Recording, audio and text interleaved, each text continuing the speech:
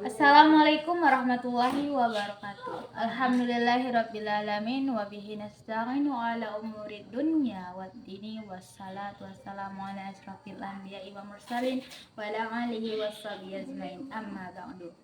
Pertama-tama marilah kita ucapkan puji dan syukur atas kehadirat Allah Subhanahu wa taala yang mana pada hari ini kita masih diberikannya kesehatan dan kesempatan sehingga kita dapat berbagi pidato singkat pada hari ini.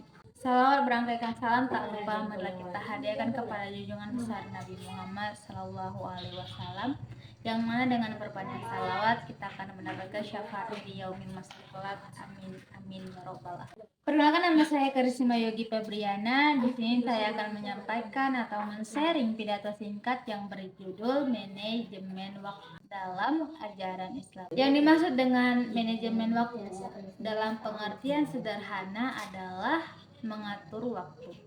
Manajemen pada prinsipnya adalah mengatur, mengorganisasikan, atau memanfaatkan waktu dengan sebaik-baiknya untuk aktivitas dan tujuan yang bermanfaat. Pertama, yang harus kita garis bawahi adalah bahwa Islam sangat menghargai waktu karena waktu adalah sangat bernilai. Dalam Al-Quran, Allah Subhanahu wa Ta'ala pernah bersumpah dengan waktu. Misalnya dalam surah Al-Asri yang disebutkan, yaitu innal insana lafi khusr illal ladzina amanu wa amilus solihati wa tawassaw bil haqqi wa tawassaw bis sabr. Demi masa, sesungguhnya manusia benar-benar dalam kerugian kecuali orang-orang yang beriman, beramal soleh, mengerjakan kebajikan, saling berwasiat dengan kebenaran dan saling berwasiat dengan kesabaran.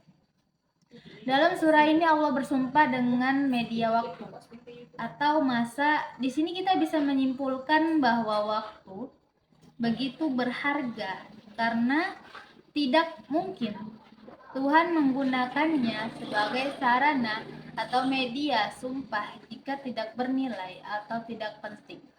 Waktu dalam sesuatu yang berharga. Seorang penafsir modern yaitu Muhammad Asad dalam karyanya The Message of Al-Quran menerjemahkan kata Al-Asri yang menjadi nama surah ini dengan atau masa. Tuhan mengingatkan kita akan waktu adalah yang telah berlalu tidak akan bisa dikembalikan.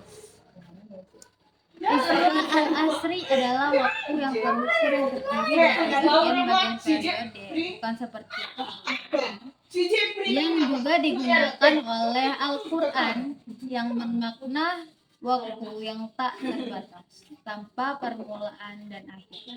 Dalam ayat Fa'idah Farokta Fansok terkandung makna bahwa setelah selesai dari suatu aktivitas, hendaklah tegak.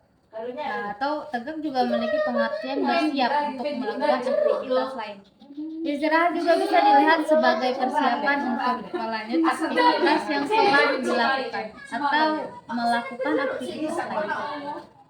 Istilah sebenarnya adalah persiapan menuju aktivitas lain. Bahkan waktu yang telah senggang atau waktu rehat bisa dimanfaatkan untuk aktivitas ringan. Kita telah mengetahui bahwa beberapa penemuan penting di dunia ini oleh para ilmuwan justru dihasilkan di waktu senggang, seperti hukum gravitasi Newton.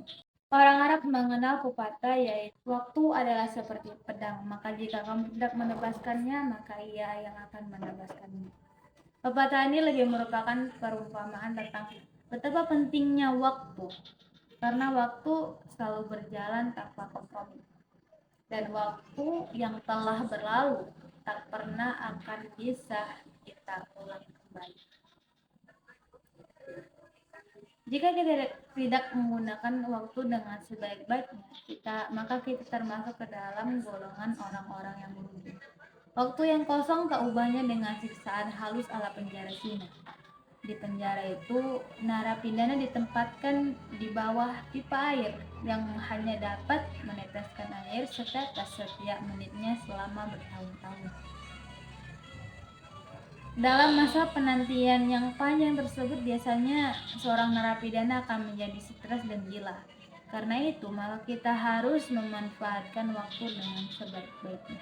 Dalam Al-Quran dinyatakan yaitu ya ayyuhalladzina amanu taqullaha wa tanzur nafsun ma qaddamat liqad. Ayat tersebut mengandung dua hal sekaligus, yaitu perencanaan dan evaluasi menggunakan masa lalu sebagai cerminan untuk masa depan kita. Kita harus belajar dari masa lalu untuk menentukan bagaimana kita akan membentuk masa depan kita sendiri. Nabi mengajarkan pembagian waktu selama 24 jam menjadi 1/3 atau 8 jam, yaitu 8 jam untuk bekerja, mungkin belajar atau berkuliah seperti yang kita lakukan, atau juga bersekolah. 8 jam lainnya juga digunakan untuk beribadah, dan 8 jam terakhir adalah digunakan untuk beristirahat. 8 jam yang kita gunakan untuk bekerja, belajar, atau kuliah, mungkin kita kuliah dimulai dari jam 8 pagi misalnya sampai jam 4 sore, adalah waktu yang ideal atau sebanding dengan kekuatan atau tenaga manusia yang dan proporsional dikaitkannya dengan hak waktu untuk kegiatan lain.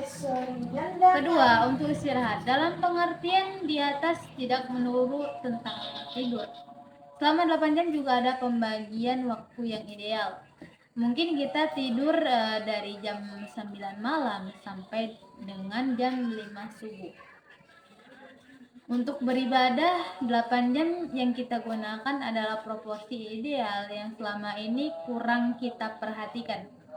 Misalnya, kita harus membarengi kegiatan-kegiatan yang selama ini kita lakukan setiap hari dengan ibadah.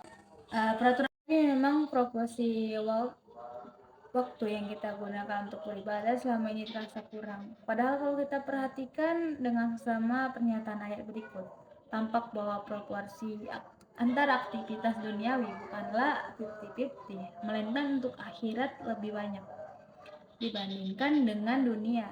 Dan carilah pada apa yang dianugerahkan Allah kepadamu, melainkan untuk akhirat lebih banyak dibandingkan untuk dunia. Dan carilah pada apa yang dianugerahkan Allah kepadamu, kebahagiaan dunia akhirat, dan janganlah kamu lupakan bagian dari kenikmatan duniawi. Quran Surah Al-Qas Surah ke-28 ayat ke-77.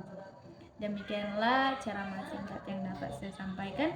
Lebih dan kurangnya saya mohon maaf. Semoga kita semua dapat mengatur waktu kita dengan lebih baik lagi, sehingga kita tidak termasuk dengan golongan orang-orang yang merugi.